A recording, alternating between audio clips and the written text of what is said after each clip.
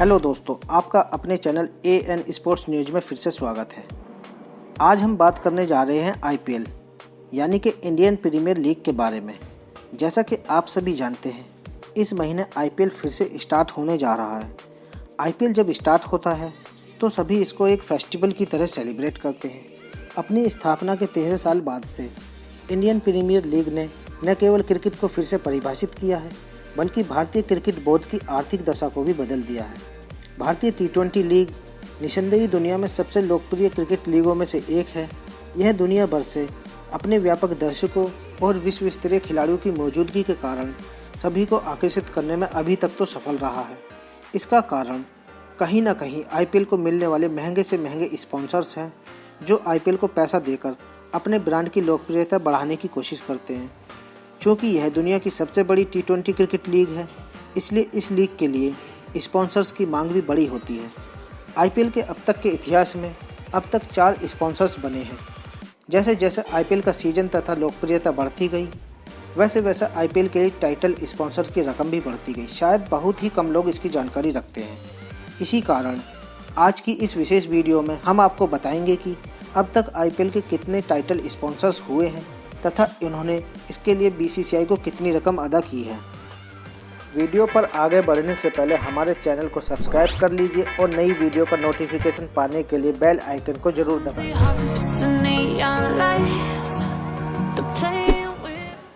दोस्तों, भारत के प्रमुख real estate developer DLF limited ने इंडियन प्रीमियर लीग की उद्घाटन के तौर पर इस लीग के टाइटल स्पॉन्सर्स के अधिकार प्राप्त किए थे।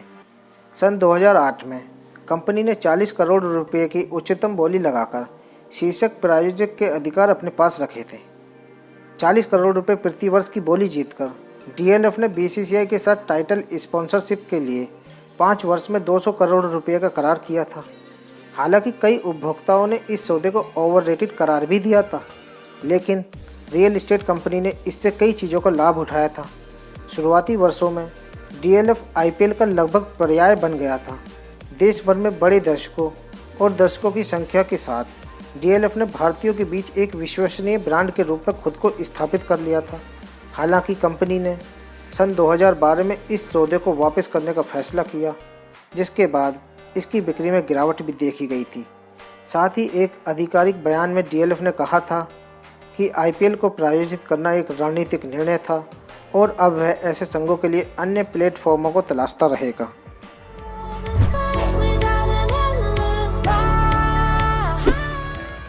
दोस्तों, सॉफ्ट ड्रिंक्स की दिग्गज कंपनी पेप्सी ने सन 2013 में भारतीय स्पॉन्सरशिप बाजार में प्रवेश किया, जिसमें पेप्सी ने आईपीएल हाईएस्ट स्पॉन्सरशिप की बोली जीतकर 5 साल की अवधि के लिए बीसीसीआई के साथ 396 करोड़ रुपए का करार किया था।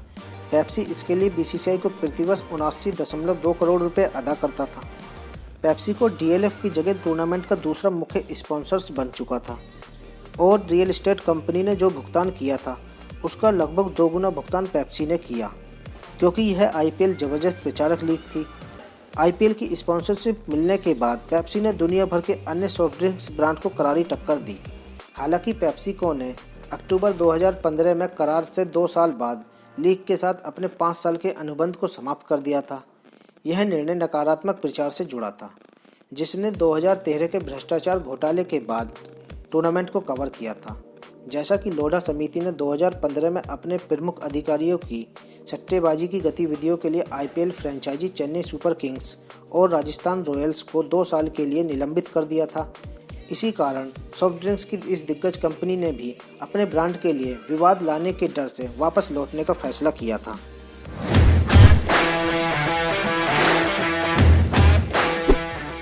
चीनी मोबाइल कंपनी वीवो ने सन 2016 में पेप्सिको को high profile Indian Premier League के मुख्य स्पॉन्सर्स के रूप में बदल दिया। पेप्सी द्वारा अचानक 5 साल की डील, जो कि सन 2017 में ख़त्म होनी थी, सन 2015 में ही तोड़ दी गई, जिसके बाद वीवो ने अगले 2 वर्ष के लिए बीसीसीआई से यह अधिकार अपने पास ले लिए। वीवो ने बीसीसीआई के साथ 2 साल की अवधि के लिए 100 करोड़ रुपए प्रति वर्ष का करार किया। उस विशेष वर्ष में मैच फिक्सिंग के आरोपों के कारण आईपीएल की चर्चा हर जगह हो रही थी, जिसे देख वीवो ने आईपीएल के लिए मुख्य स्पॉन्सर्स के रूप में बीसीसीआई से करार किया। चुनौतियों के बावजूद भारतीय क्रिकेट बोर्ड स्मार्टफोन की इस दिग्गज कंपनी के साथ पेप्सी से भी ज़्यादा रकम में करार करने में सफल रहा। बीसीसीआई को वीवो द्वारा 2 साल के लिए 200 करोड़ रुपए मिले थे, जो कि पेप्सी की उस कीमत में 25% की वृद्धि थी जो पेप्सी ने टूर्नामेंट के साथ अपने सहयोग के लिए प्रतिवर्ष अदा की थी।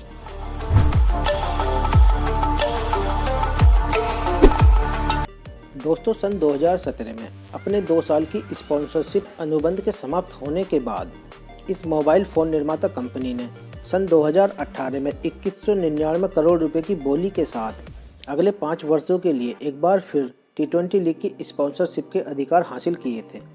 जीतने वाली बोली में इस वर्ष रिकॉर्ड 554% की वृद्धि देखी गई थी। पिछले कॉन्ट्रैक्ट में वीवो ने प्रतिवर्ष बीसीसीआई को लगभग 100 करोड़ रुपए का भुगतान किया, जबकि इस कॉन्ट्रैक्ट में वीवो ने बीसीसीआई को प्रतिवर्ष लगभग 440 करोड़ रुपए की बड़ी रकम अदा की। आईपीएल के साथ जुड़ाव वीवो के लिए वास्तव में बेहद ही फायदेमंद साबित हुआ, क्योंकि इसने वीवो को देश में एक घरेलू नाम बना दिया। यह भारतीय लीग प्रत्येक गुजरते साल के साथ बड़ी और बेहतर हो रही है। यही सोचकर वीवो ने आईपीएल से बहुत सारे फायदे की उम्मीद की थी। हालांकि चीनी स्मार्टफोन निर्माता कंपनी को गलवान घाटी में भारतीय तथा चीनी सैनिकों के बीच हिंसक झड़प के कारण चौतरफा विरोध का सामना करना पड़ा था, जिसके चलते वीवो ने इस वर्ष के लिए बीसीसीआई के साथ अपने लंबे समय के समझौते पर रोक लगाने का फैसला किया।